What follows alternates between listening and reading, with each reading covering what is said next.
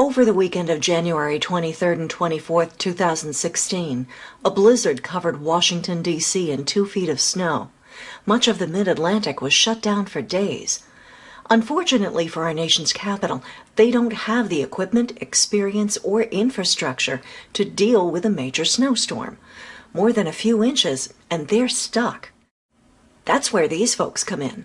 25 people from MassDOT, the Department of Conservation and Recreation, the MWRA, and the Mass State Police took a convoy of snow equipment to Washington on January 27th to spend several days digging that city out. NAGE Local 219 Vice President Mike Howland, a 40-year veteran of the DCR, was one of them. So I was in a snow farm feeding the loaded father ice melter. They had 4 machines out in the city, and it was a 20-minute interchange just to get to where they were going, driving these machines. The snow farm was across the street from the former RFK Stadium. The parking lot was piled with mountains of snow plowed from the city streets. The biggest difficulty they faced wasn't at the snow farm, it was out in the streets of Washington, D.C. MassDOT guys were working around cars. They have no snow removal emergencies, the way they're told. So they try to knock on doors to see if they can get people to move their cars. So they were working around cars.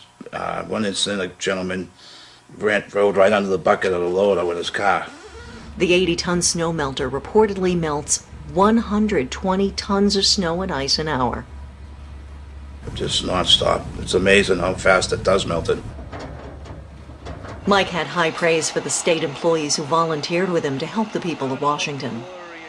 We were in a good operation with Sam and Kevin. They were very good. So everything just, what a great group of guys. They help each other, and I had a ball. I mean, have a ball going to work. Sometimes you get these frustrations where I don't even want to be here, but it was pretty good. The people, they knew we were down there for, so they talked, thanking you all the time in and out of the hotel, and when you're in there, can I get you anything else? And no, we're all set. Then there's this little guy.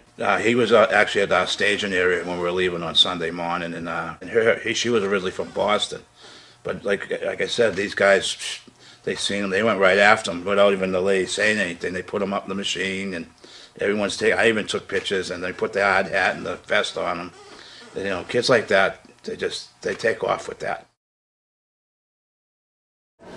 There's nothing like experience when it comes to this sort of thing. And there's nothing like having been there and done that when you're trying to help some folks through an enormously difficult time, dealing with a set of circumstances they're simply not familiar with.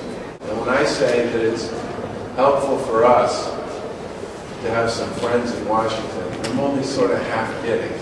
There's tremendous benefit to us to be able to demonstrate that when somebody asks for our help, they're going to get it, because who knows when the next time is.